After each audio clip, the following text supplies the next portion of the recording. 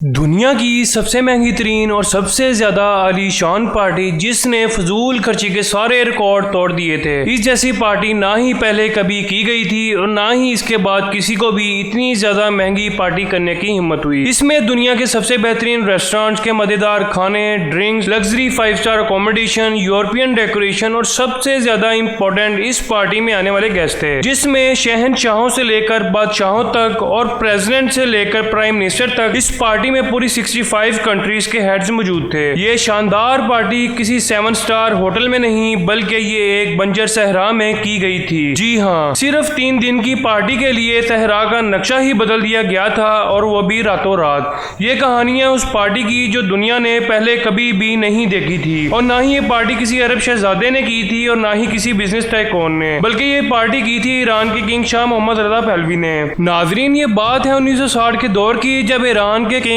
Shah Mohammad Reza Pahlavi हुआ करते थे, जिनको किंग ऑफ द किंग भी कहा जाता था। शाह दुनिया का अमीर तरीन इंसान था और ईरान की गवर्नमेंट में सबसे ताकतवर आदमी माना जाता था। इसकी इतनी पावर थी कि वो बैठे बैठे प्राइम मिनिस्टर को हटा सकता था, पार्लियामेंट डिसॉल्व कर सकता था और किसी भी वक्त जंग का ऐलान कर सकता था। शाह को अपने खिलाफ एक भी लफ्ज बर्दाश्त नहीं था। इसकी सीक्रेट पुलिस लोगों को घरों से उठाकर गायब कर देती थी और वो भी रातों रात। इनको फांसी चढ़ा दिया जाता था। इसलिए ईरान में डेथ की पेनल्टीज का रेशियो पूरी दुनिया से सबसे ज्यादा हुआ करता था, यानी जो बात भी इनकी जुबान से निकलती वो ईरान का कानून बन जाती थी। और शाह मोहम्मद अपनी ये पावर किसी के साथ भी शेयर नहीं करना चाहता था। अपनी सारी जिंदगी ऐशो आराम देखने वाला शाह मोहम्मद काफी ज्यादा मॉडर्न भी हुआ करता था। वो खुद तो दुनिया का अमीर तरीन इंसान था, लेकिन इसकी अपनी ही कंट्री ईरान की कंडीशन कुछ अच्छी नहीं थी। यहाँ आधी से ज्यादा आबादी के पास खाने के पैसे तक नहीं हुआ करते थे। पानी, मेडिकल और एजुकेशन का बुरा हाल हुआ रखा था, लेकिन किसी को भी आवाज उठाने की हिम्मत नहीं थी। ईरान में बेसिक फैसिलिटीज की हद से ज्यादा जरूरत थी, लेकिन इन सब के बावजूद भी शाह के ज़हन में कुछ और ही चल रहा था। शाह का प्लान था दुनिया भर में ईरान का अच्छा इंप्रेशन बढ़ाने के लिए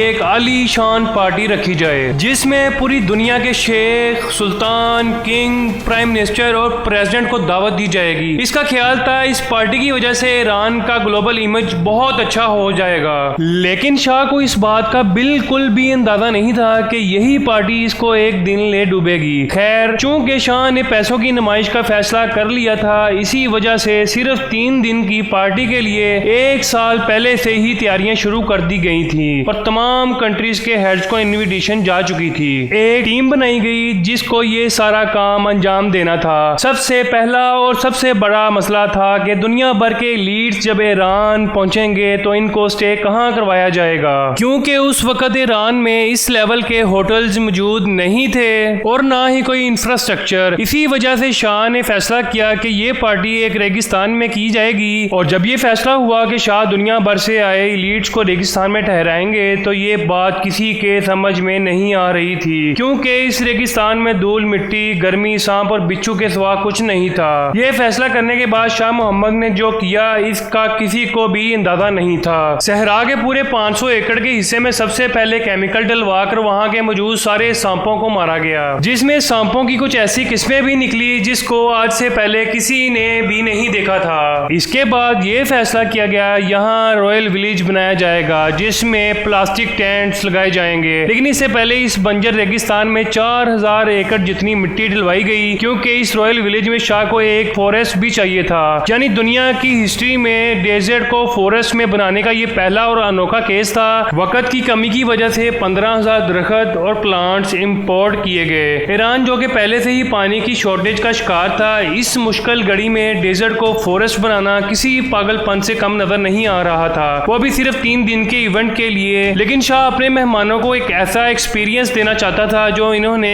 कभी ख्वाब में भी नहीं देखा। महीने भर के अंदर ये फॉरेस्ट भी तैयार हो गया और इसमें खुशबूदार फूल भी लग चुके थे, लेकिन वो फीलिंग नहीं आ रही थी जिसकी शाह को ख्वाहिश थी। उस फीलिंग को पूरा करने के लिए शाह मोहम्मद ने वो कदम उठाया जिसने एक बार फिर से दुनिया को हैरान कर दिया था। 50,000 सॉन्गबर्ड्स और 20,000 स्पैरो यूरोप से इंपोर्ट करके ईरान मंगवाए गए, जिनको उस फॉरेस्ट के अंदर छोड़ा गया। ज्यादातर बर्ड्स इवेंट से पहले ही मर गए, क्योंकि आखिर ये था तो डेजर्ट ही। इस रेगिस्तान में लीड्स गेस्ट को रहलाने के लिए पेरिस की एक कंपनी के साथ कॉन्ट्रैक्ट किया गया, जिन्होंने यहाँ एयर कंडीशन लग्जरी स्वीट्स बनाने का काम स्टार्ट कर दिया। हर एक स्वीट में 2 बेड, 2 बाथरूम, सिटिंग रूम और किचन बनाया गया और ये प्लान किया गया कि हर स्वीट के साथ 5 कुक्स और 20 सर्वेंट 24 घंटे मौजूद होंगे। ये लग्जरी स्वीट्स बनाने का काम पेरिस में ही किया गया था और फिर कई 100 प्लेन्स की मदद से इनको ईरान में लाकर असेंबल किया गया। टोटल 50 स्वीट्स को 160 एकड़ के एरिया में बना दिया गया और वो भी सिर्फ चंद महीनों में। जो जमीन चंद महीने पहले गर्म रेत में उबलती थी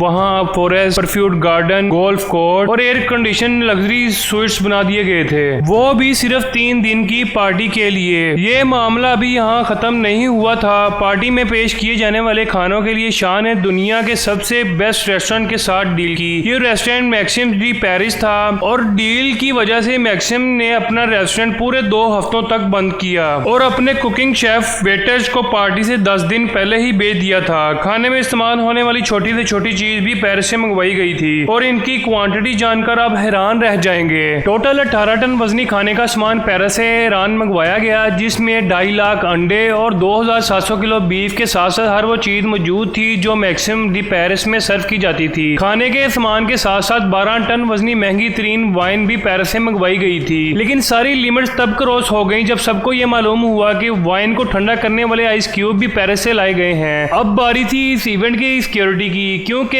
इस आली शान पार्टी पर जितना खर्चा हो चुका था उसकी वजह से ईरान के लोगों में काफी गुस्सा पाया जा रहा था। इसी वजह से इवेंट को सिक्योर करना जरूरी था। पार्टी में आने वाले चंद सौ मेहमानों की सिक्योरिटी के लिए 65,000 फौजी जवान बुलाए गए, जिन्होंने हर 100 मीटर तक चेक पोस्ट बनाई हुई थी। जो लोग इस पार्टी के खिलाफ आवाज उठा रहे थे उनको अरेस्ट कर लिया गया। आखिरकार अब वो घड़ी आ गई थी जिसका सबको इंतजार था। ये दिन था 14 अक्टूबर 1971 का। जी तो कैसी लगी आपको ट्रेंडिंग फैक्ट्स की ये वीडियो? कमेंट्स में बताएं। लाजमी लाइक करें, सब्सक्राइब करें। अल्लाह हाफिज।